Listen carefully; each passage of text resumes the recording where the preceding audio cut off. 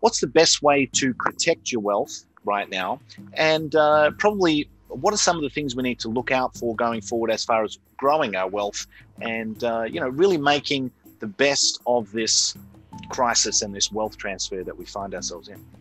Sure, that's a great question, and I like to start with a real quick story. Go back to 1922, the German Weimar Republic hyperinflation, and that's a well-known story. Everyone knows what happened. We don't need to recite that. But there was an individual at the time, and his name was Hugo Stinnes, and I talk about this at the end of chapter six. The end of chapter 5 of my book, The New Great Depression. Hugo Stinnes saw the hyperinflation coming. And he went out and before it hit and borrowed all the Reichsmarks he could. That was the currency at the time.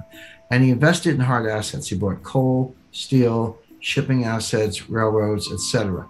Then he just waited. And here comes the super hyperinflation. Well, he paid back all the debts. I'd like to say he paid pennies on the dollar, but it was a millionth of a penny on the dollar. They were sweeping the currency down the sewers. But he went through the exercise of paying back his debt with this worthless currency, and he kept the assets. And he became the richest man in Germany. And I don't speak German, but his nickname was the Inflationskönig, which means the inflation king. So the point of the story, and it's a true story, you can look up who's in this. The point of the story is even in the greatest hyperinflation in the history of developed economies, in the history of the world, this guy became the richest man in Germany because he saw it coming and he did the right thing. So the point I make to investors is that you're not helpless. We're in hard times. They may get worse in some ways, but you don't have to curl up in the ball. There's always something you can do to go out and at a minimum preserve wealth and even better prosper and make some money. So let's get specific about that. The first thing, and I hate cliches, this is going to sound like a cliche, but it's important to explain what it means, is you need to have diversification. Now that sounds obvious. Every economics teacher will say you have to diversify your assets, but people don't really understand it. I've run into investors and they say, well, I'm highly diversified. I've got 30 separate stocks in 10 sectors. I've got semiconductors, consumer non-durables, utilities, et cetera. And I go, no, you're not diversified. You may have 30 stocks, but you have one asset class. It's called stocks, and they go up together and down together, and you're not protected at all. So by all means, have a slice in stocks. That's fine, but I recommend a significant slug of cash. And people go, well, cash has no yield, and why would you have cash, et cetera? But cash, first of all, if we have deflation, not inflation, cash could be your best performing asset because the real value of cash goes up in deflation. Your money is worth more, even though there's no yield, because it has more buying power. But more to the point, here's what's not well understood. Cash has embedded optionality. If you're the person, right now visibility is poor. We don't know exactly what's going to happen. I have a forecast, but you've got to really constantly update it. But as visibility improves, and we can see who's going to win the tug of war between deflation and inflation. If you're the person with cash, you can pivot.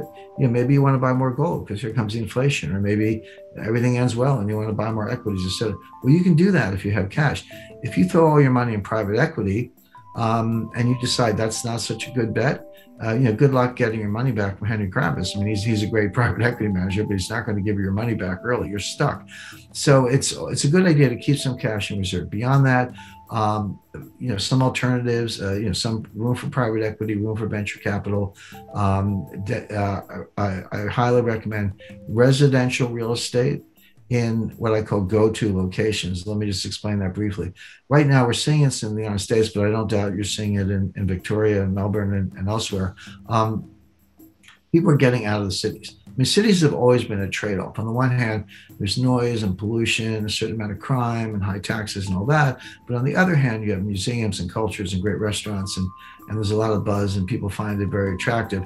And on balance, people have accepted the trade-off. They'll say, like, I'll take the excitement of the city despite the inconveniences. And they've always been magnets for talent, lawyers, bankers, artists, writers, other professionals, actors, etc.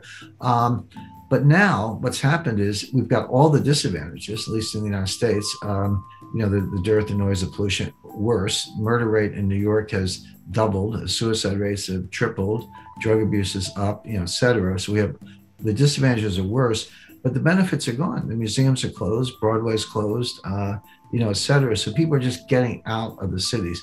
And so residential real estate in places like Los Angeles, New York, San Francisco, Seattle, elsewhere, and I dare say Melbourne, are actually collapsing. But you say, where are they going? In the United States, they're going to Miami, Nashville, Tennessee, Austin, Texas, Boise, Idaho, Phoenix, Scottsdale, and some other kind of magnet cities. So basically, residential real estate in the places where people are going. Miami is red hot right now. Phoenix, red hot. Austin, same thing. So there are good opportunities there. Commercial real estate, forget it. It's nowhere near the bottom. Probably wouldn't even look at it for maybe another year.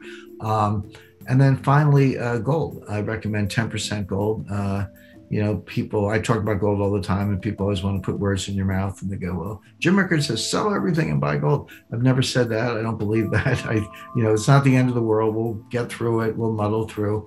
But 10% gold, yeah, that's a good piece to have. It's your inflation protection, obviously. It's also, if it's physical gold, it's a non-digital asset. If it's gold miners, it's a leverage bet, so you can make even more money. But people don't understand that gold does very well in deflation. In 1929 to 1933, the longest period of sustained deflation in U.S. history, gold went up 75% from $20 an ounce to $35 an ounce. There's a reason for it. That's going back to what I said earlier. Governments get so desperate in deflation that they devalue the dollar and raise the dollar price of gold to get inflation. So gold ends up being the vehicle to break the back of deflation, which they have to do. So gold does well in just about every state of the world. In conclusion, as we navigate the complexities of today's economic landscape, the wisdom of historical experiences guides us towards sound wealth protection strategies. The story of Hugo Stinnes during the Weimar Republic's hyperinflation serves as a powerful reminder that even in the face of economic challenges, strategic decisions can lead to wealth preservation and prosperity. Diversification takes center stage as a misunderstood yet crucial aspect of building a resilient portfolio.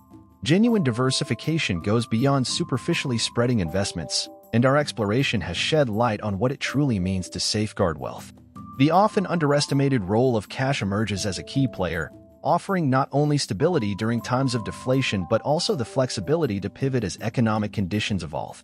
Real estate in strategic locations, venture capital, and a calculated allocation to gold round out a comprehensive approach to wealth management.